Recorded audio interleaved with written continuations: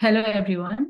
I'm Shweta, and welcome to the second webinar of the RNA SpARC webinar series.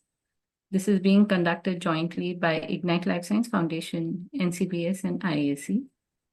So in our previous webinar, we heard Dr. Shujan give us some great insights on mRNA in lipid nanoparticles, their applications, including targeted delivery. For today's webinar, we have Dr. Suhaib Siddiqi. He has been the scientific advisor to WHO MPP mRNA Consortium and WHO's LNP Consortium.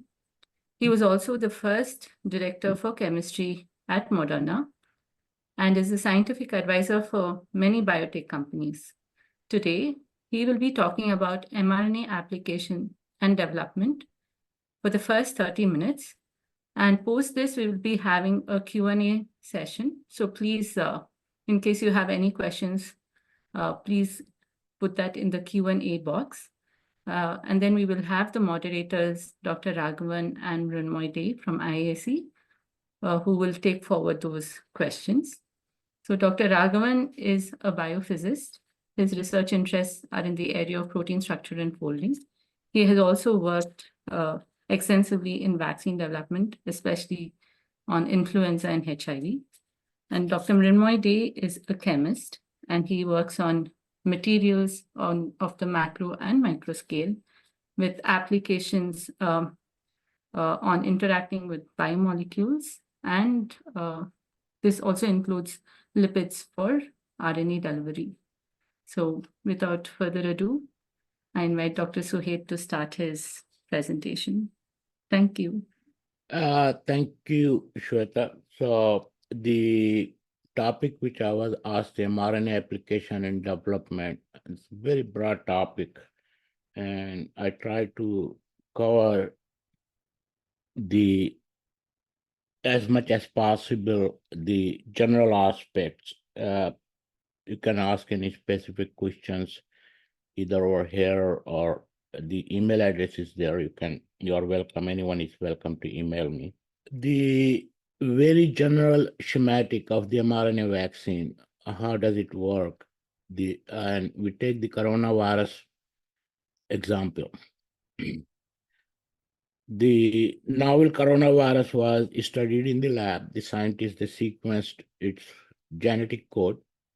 Then mRNA that codes the spike protein was purified and injected to the host. Body produces the spike proteins and immune system produces antibody. That's a very generalized schematic.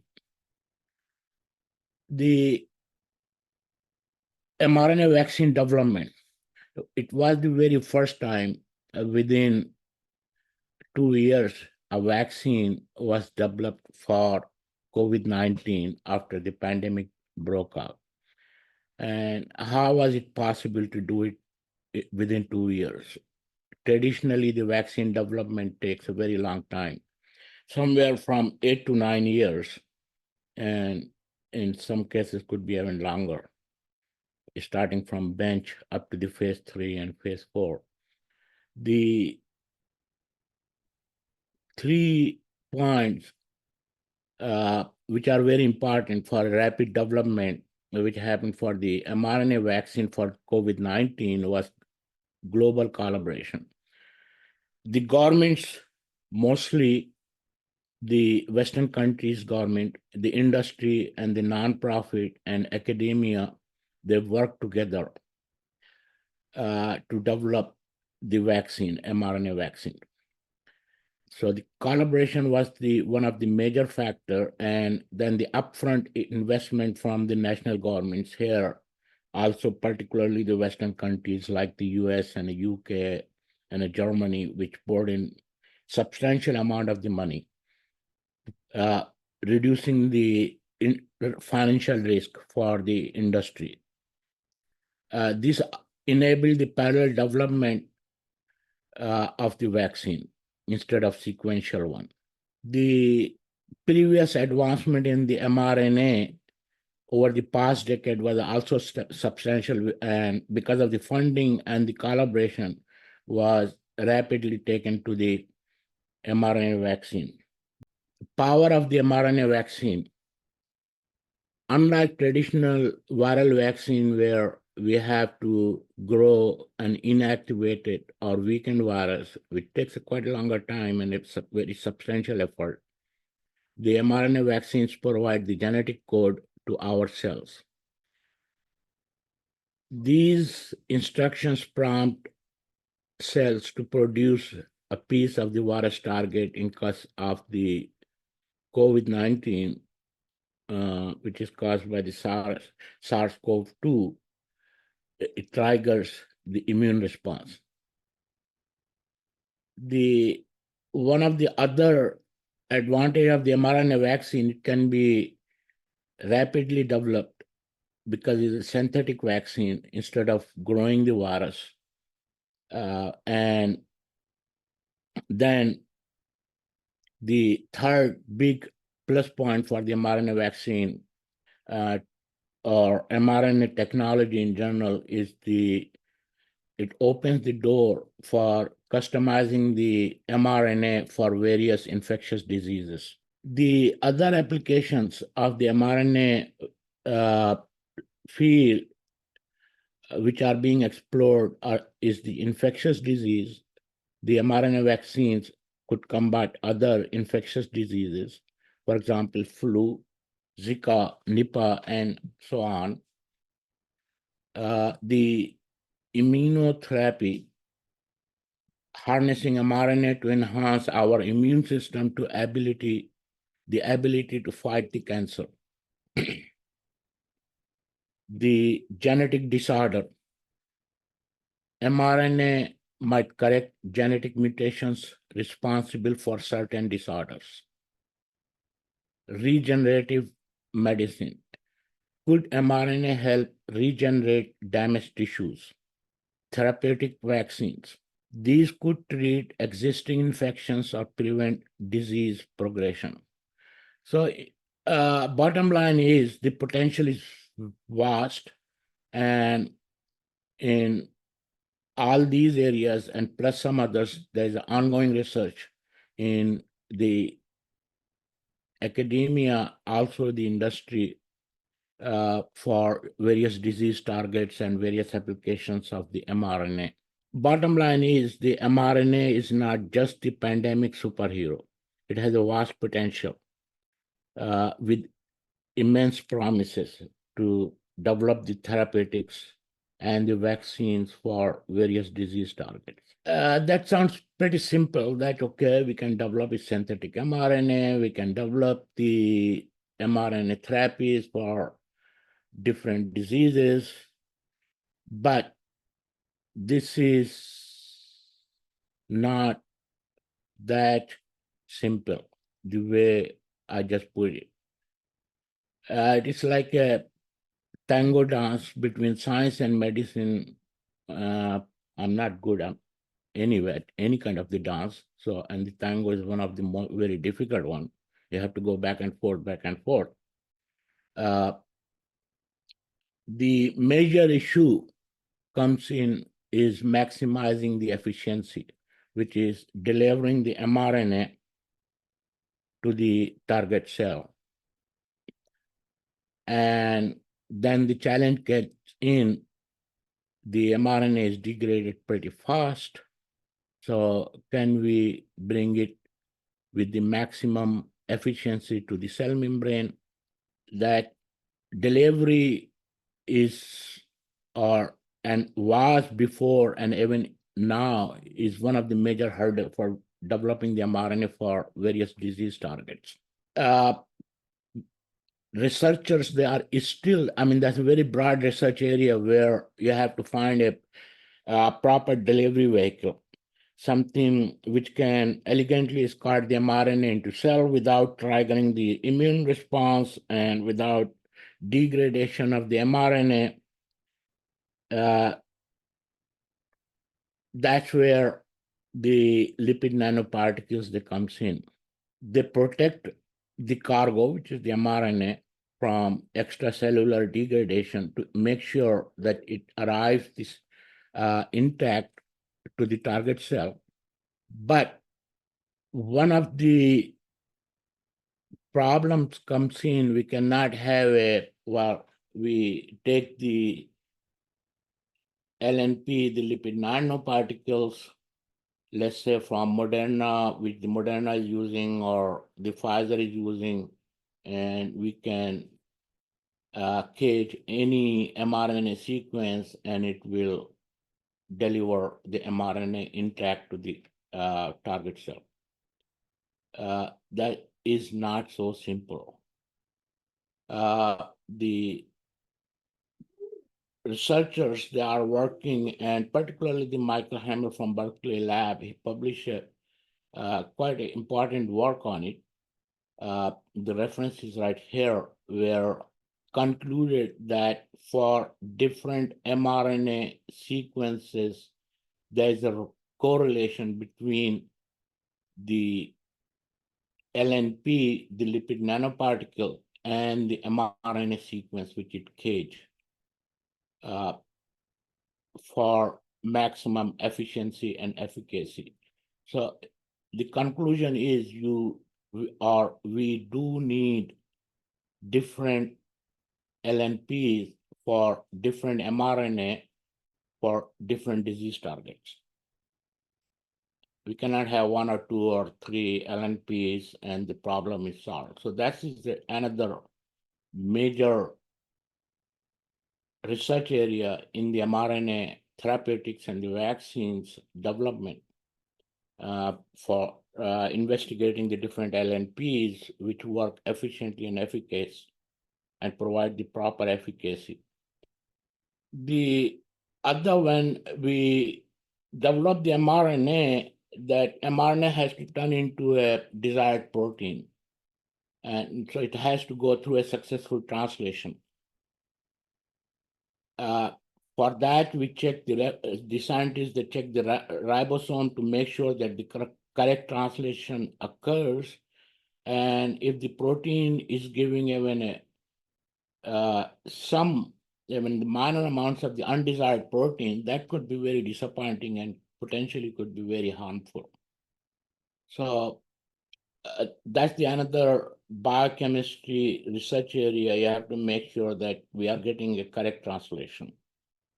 Not, let's say, 95% correct translation, there's a 5% undesirable protein, and that is going to create, or it may create potentially very harmful results. mRNA, when it's injected, it could be activating the immune system. That is not ideal and it should not happen. To prevent this, the scientists, particularly in the COVID-19 cases, and there's a lot of research work afterward for other disease target, that the best way is to replace certain nucleotides like uridines with more subtle one, like 1-methyl pseudouridine or pseudouridine. There are some other suggestions too. After that, comes the adjuvant question. The traditional vaccines, which are made by growing the inactivated or weak virus, they have the adjuvants added to it. The COVID-19 vaccine has no adjuvant. So from where the adjuvant property they came? And for vaccine is a very important question. The lipids, LNPs, they amp up the vaccine effectiveness. And LNPs, they provide the adjuvant properties. At the bottom, I put the reference to Z from NPJ vaccines. He has a list of the LNPs for various therapeutics and the disease targets and their effects, adjuvant effects. So the LNPs, beside delivering the cargo, the mRNA to the target cell, they have also some adjuvant properties. The other adjuvant properties, they also come from mRNA itself in the mRNA vaccine, particularly in the COVID-19 case. Then we have the added elements, the excipients, some of it which acts as a adjuvant. The other concern with the mRNA vaccines or mRNA therapy is the safety. It was developed rapidly, and then within few months, it was scaled up and went into the production and delivered to the patients, the population. That's where the issues in mRNA vaccine or mRNA therapeutics that could be. And speedy manufacturing itself can be a issue. The manufacturing, it has to be batch to batch consistent, absolutely same batch. A slight variation can cause adverse effect.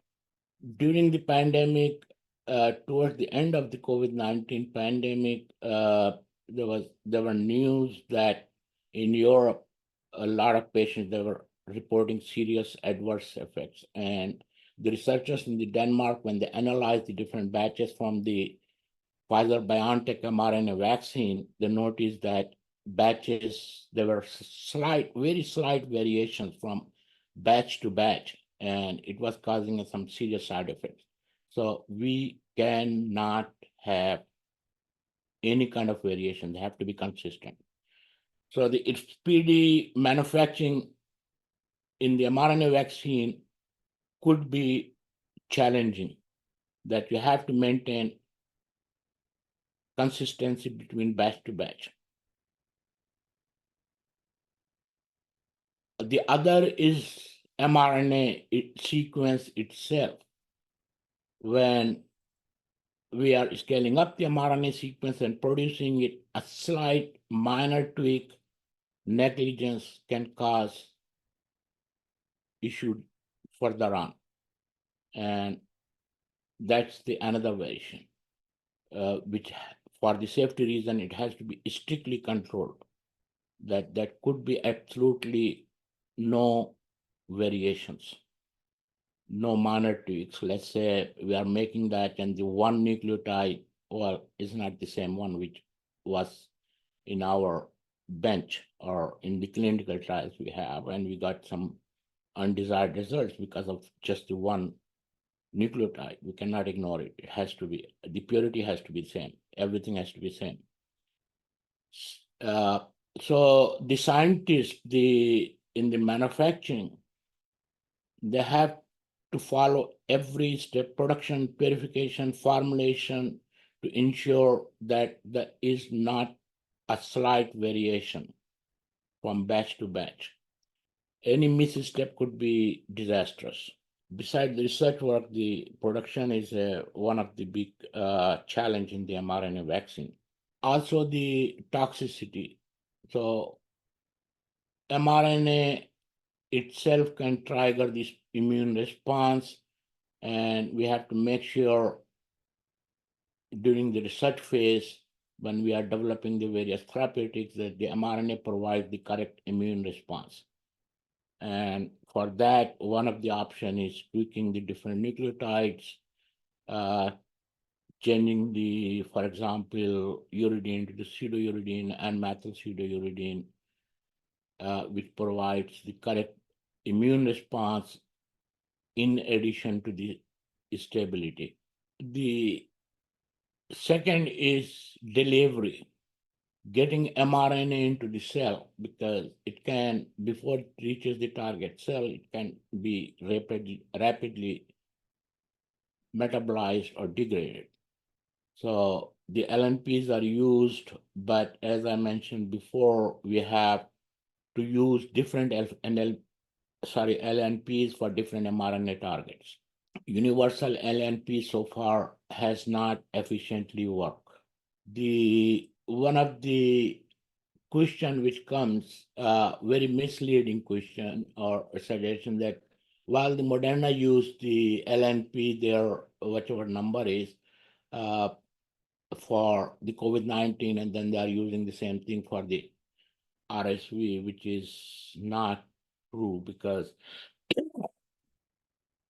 no one has so far reverse engineered it. But if you look at the Moderna press releases, it says the same LNP as was.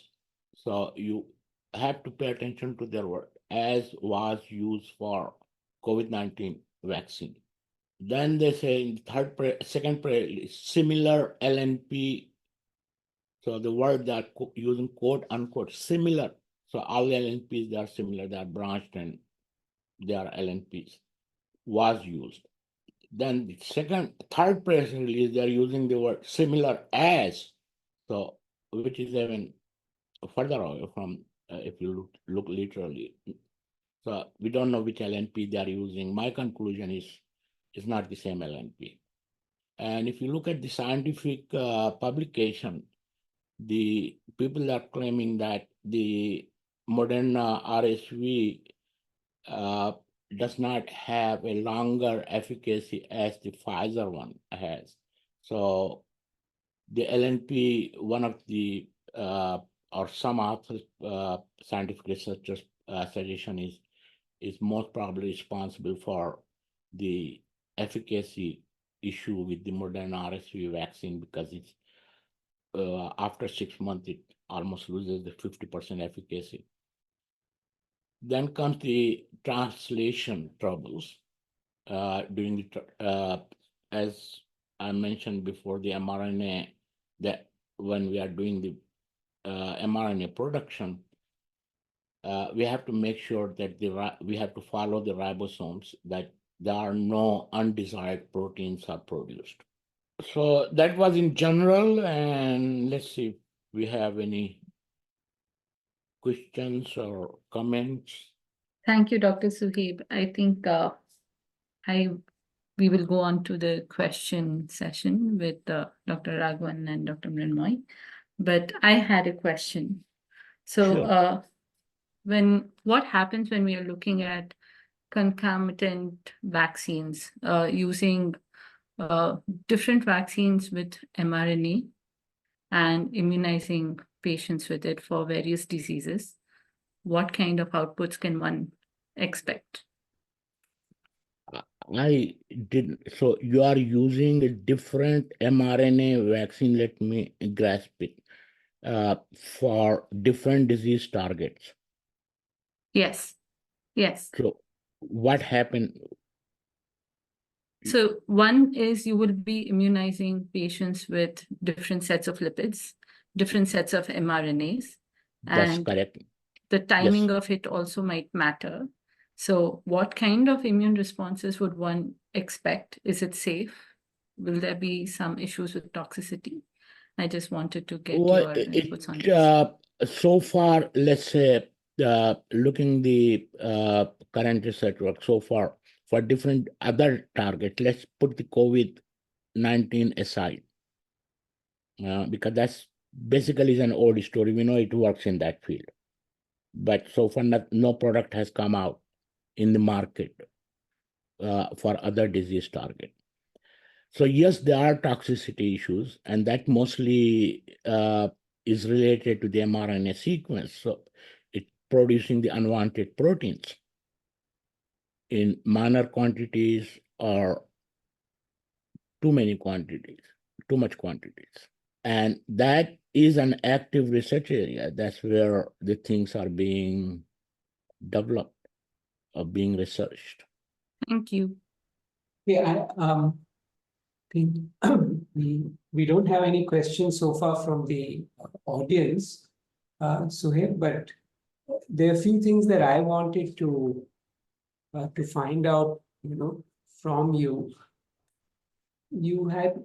Could you comment on the relative efficacy and ease of production of self-replicating versus the normal kinds of RNA which have been used in the COVID vaccines so far?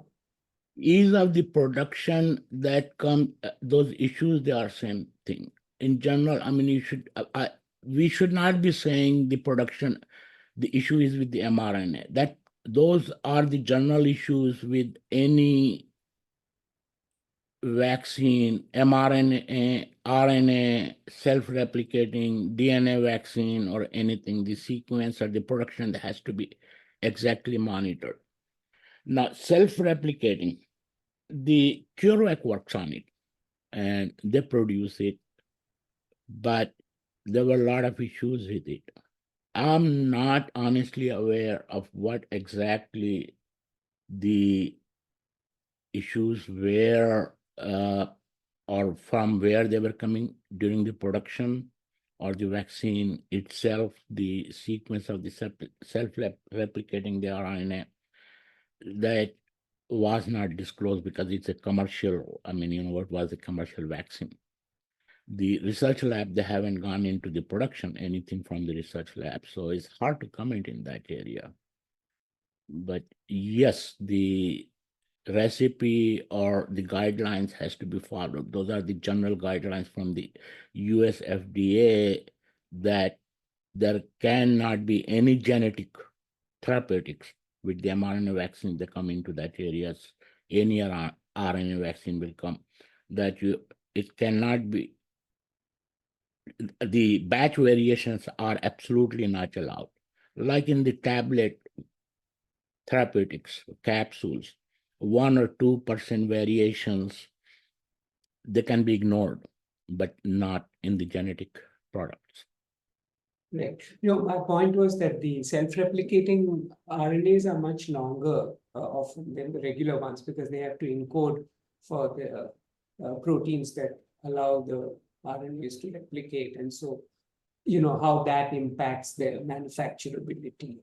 The longer the sequence is, more trouble you get into that, maintaining the batch-to-batch control and self-replicating.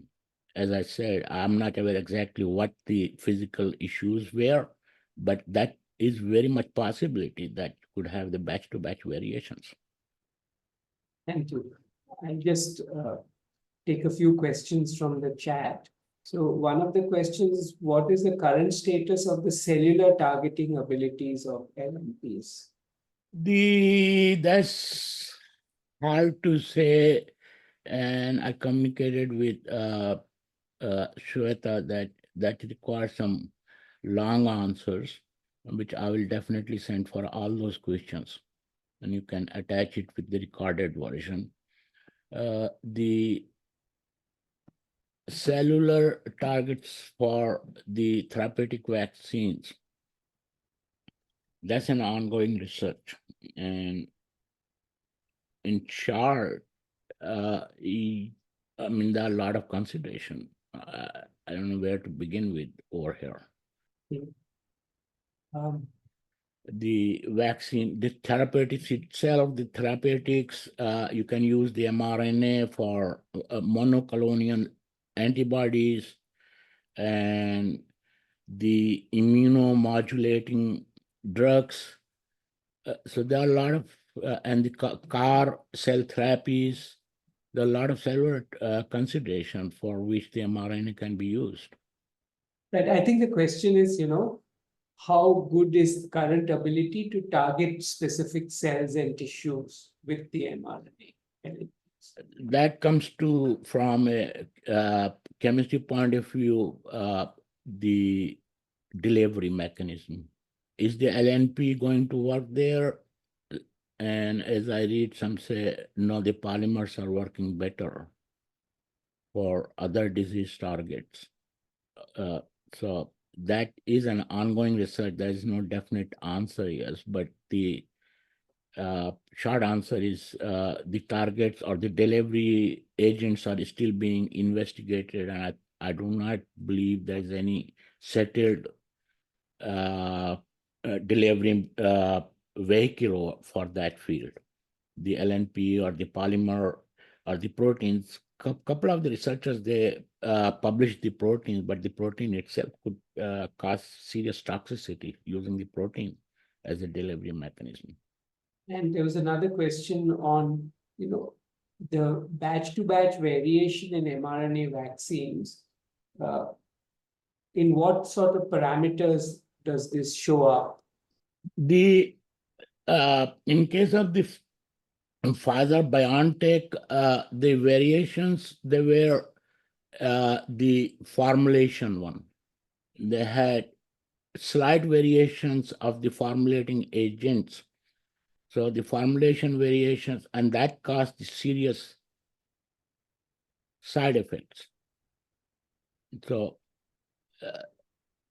I'm sure when they're doing the production of a mRNA, RNA vaccine, they make sure that the RNA sequence, mRNA sequence is correct and everything is possible, but the negligence can happen during the formulation process, and that's where it happened. And the formulation includes the LNP. Now, so it could be the LNP production itself could have some slight percent contamination, or the wrong structure of the LNP contaminated in there, which is a part of the contamination, or the excipients, the other formulating agent. They could cause the problem.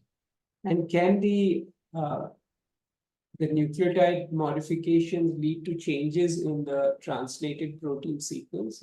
Can it cause errors in translation? And how is that assessed? Well, one thing is that it provides the stability, which is needed for the mRNA, because the mRNA are very unstable.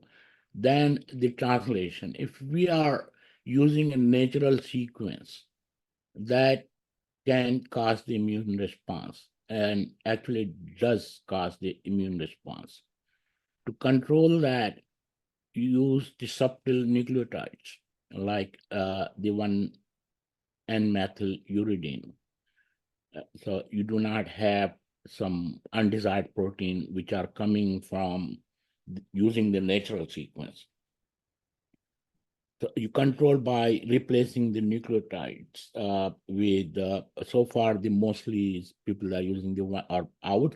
Honestly, we had that in our group meeting, this conversation that people that are stuck with the 1N-methyl pseudouridine, there are, or there could be a lot of other options for other therapeutics. Let's say N-methyluridine, it works for, N-methyl pseudouridine works for the COVID-19 vaccine. Not necessary is going to work the same way for cancer target or regenerative medicine. The others, they have to be looked into that translation, and that should be an area. I do not see much effort over there, except day before yesterday, I came one very recent paper where the authors, they are suggesting, I do not remember what was their target, but the N7-methyl guanosine worked better in addition to N-methyl pseudouridine. Suhaib, I have just like kind of a related question about the variation. We are talking about the variation of composition or the DNA. What about the variation of LNP size or their size distribution? That's a part of the formulation.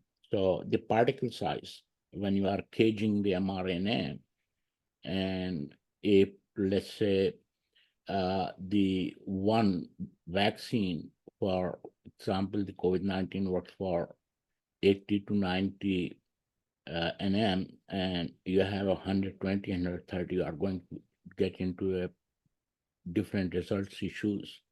So that is included into that. Yeah, and that control is basically by using flow chemistry, right? That's correct.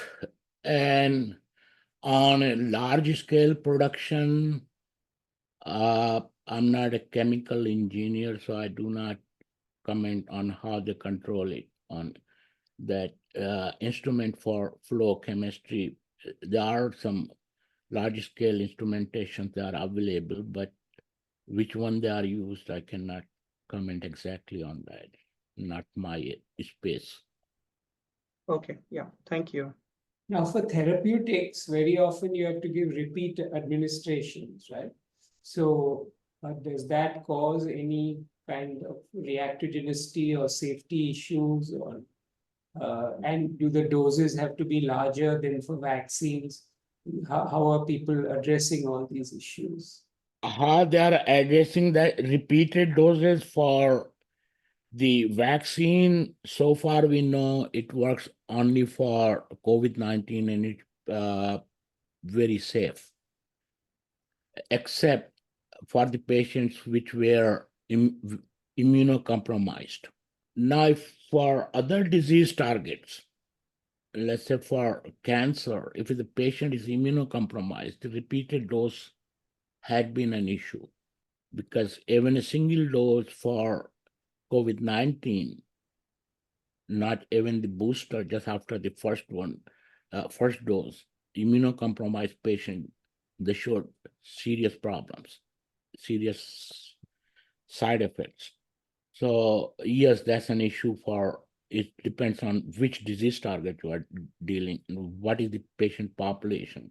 If you have some genetic disease where your target using the mRNA is to boost or correct the protein translation in the body, but the patient is immunocompromised, you cannot do the repeated doses. That needs to be worked out. I'm not saying that is impossible, but that's a broad research area where the safety becomes a major issue, and how they will resolve it, we will learn from the research work. And what about, so for many therapeutic applications, you need much larger amounts of protein to be produced than what you would need for a vaccine. And so how is that being dealt with? That will depends on how long the mRNA is going to hang around in the body. If it's going to hang around too long, it's going to be an issue. If it's degraded, metabolized much faster, like the mRNA COVID vaccine, then it's okay. But the larger dose most probably will hang around longer and can have some undesired protein production or some other side effects. So it really depends on the whole metabolic pathway and degradation pathway, how long, what is the life cycle within the cell, within the body. And so for these therapeutic applications, at least some of them, is gene editing a better approach in some cases than mRNA, if you can get rid of the off-target effects. That's correct. That's where a lot of biotechs, they are working on it, on that theory. That's exactly what you said. But I would say, as a scientist, the result still needs to be seen. The candidates that had gone into the clinical trials after phase 1 or maximum phase 2, they fall off. So it's still an ongoing research. It's a hot area, but except the COVID-19, nothing has worked so far. Moderna claims their vaccine works for cancer in collaboration with Merck. But personally, I look at it as a very different way. I said, well, no, your mRNA vaccine does not work for cancer. It is the Merck small molecules. It works. It only boosts the efficacy and efficiency of that molecule. Now, I do not know what the mechanism is, and I see some publications, there are different thoughts about it, that how it works to boost the efficacy and efficiency of the small molecules from Merck. I do not agree with the claim that it works for cancer. It's just an helping agent. There was another question on whether you can use combination mRNA vaccines to address two different diseases, for example, and whether the response in a cocktail will be the same as if you had them individually. That works, like Pfizer COVID RSV combination. But then over there, the sequences are not very different, and the combination, luckily the same LNP works for both of them. So for Pfizer, yes, that works. Now for other disease target, that's an ongoing research. There's also a question, which I don't completely understand on, are there any recent frameworks for using mRNA vaccine tech for neglected and emerging diseases, at least from a national perspective? Yeah, and let's start first from World Health Organization.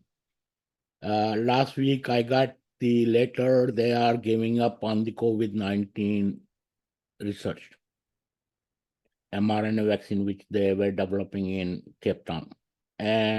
But they're shifting their research from COVID-19 to, and they're not even going, they did the phase 1 clinical trial and just stopping right there. They are saying there is no need for the COVID-19 vaccine, not much demand.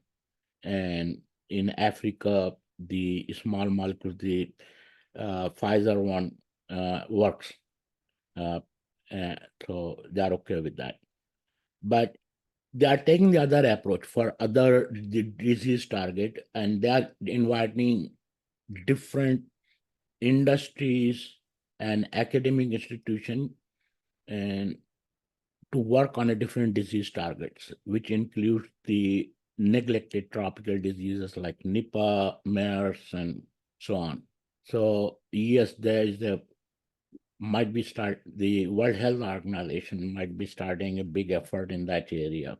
In different, let's say in Africa, in certain area of the Africa, the Zika is major issue. Then those countries, they will try to put a research lab there to work on the mRNA for that disease target. In India, the Nipah is, then they might be considering that. So yes, you might hear about that from them. I don't have any more questions. Mrinmoy, is there anything that you would like to? No, I think I don't have anything. So if there is no more question, then probably Shweta can. I think Shujan had a care from question. So just a second. Shujan, do you still have a question? You see it in the chat. Can you hear me? Yes. Yeah, I don't see in the chat. So this is not a question, rather a comment to the question asked by Dr. Raghavan.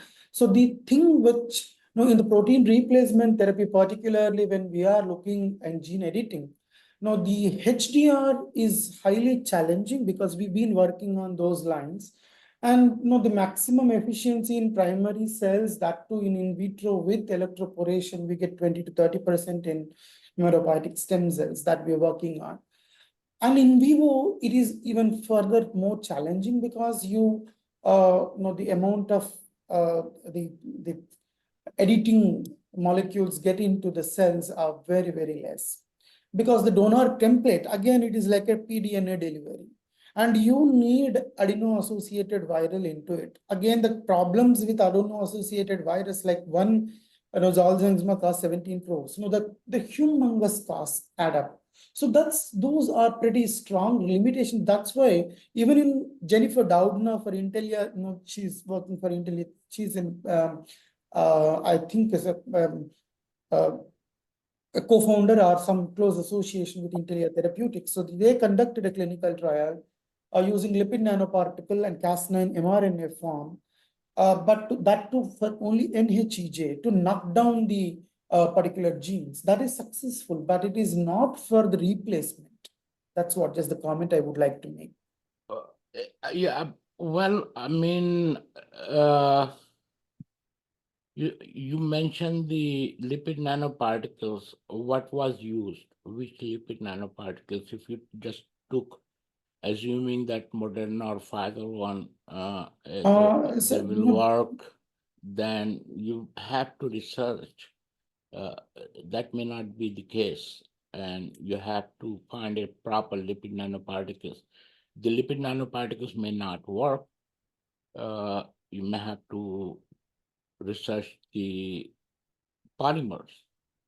So that's a very broad research area. And as I mentioned, the LNPs, they are not going to, one LNP is not a universal recipe, which is not going to work for every disease target.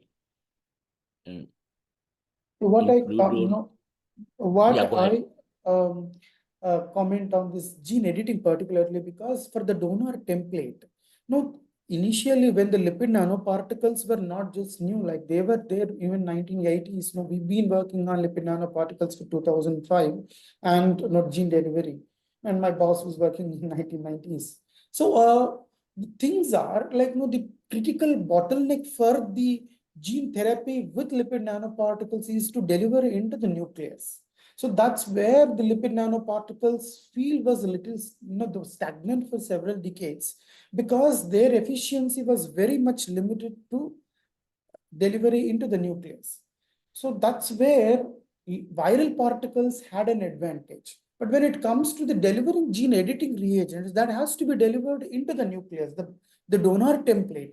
So the same challenge persists. So whatever the efforts so far been made for HDR, they use donor templating AAV. That's what I'm commenting. The lipid nanoparticle, there are umpteen lipid nanoparticles for umpteen application, targeting, liver targeting, lung targeting, and now spleen targeting with SpARC, Michel and Seeger groups are working on multiple organ targeting, even bone marrow targeting. That's a different area. But what I mean to say is that when comes to the delivery part, the lipid nanoparticle efficiency is confined to the cytoplasm, not into the nucleoplasm. That's where, in HDR delivery, the template delivery must be done with the viral vector. That's what I comment. Yeah, I mean, I agree that LNPs may or is not the good delivery agent for delivering to the nucleus. And you are correct about that. Okay, I think we have gone through all the questions, and so we are running close to time now. So thank you, Suhaib, for a very informative lecture and taking the time to present to all of us. So, Thank you very much, and it's my pleasure, and hope we talk again soon. sure. And have a nice weekend. Okay, thank you. Bye-bye. Thank you. Thank you. Thank you. Bye-bye. Thank you, everybody. Yeah, and we will be having one more session of webinar towards the end of September, and I hope to see all of you there again. And with this, I would like to thank the organizers, the moderators, the IT department of NCBS for hosting this, and of course, Dr. Suhaib for this wonderful presentation, and all the attendees for the great questions. And it is good. Thank Sujan came back. It was added value to this discussion. Again, it is I hope you'll come. instrumentation. I hope you'll come back again. Yeah. Yeah. Yeah. Great. Thanks a lot. Okay, thanks, Shweta. Thank you, everybody. Yes. Bye. Thank See you. you. Bye. Bye.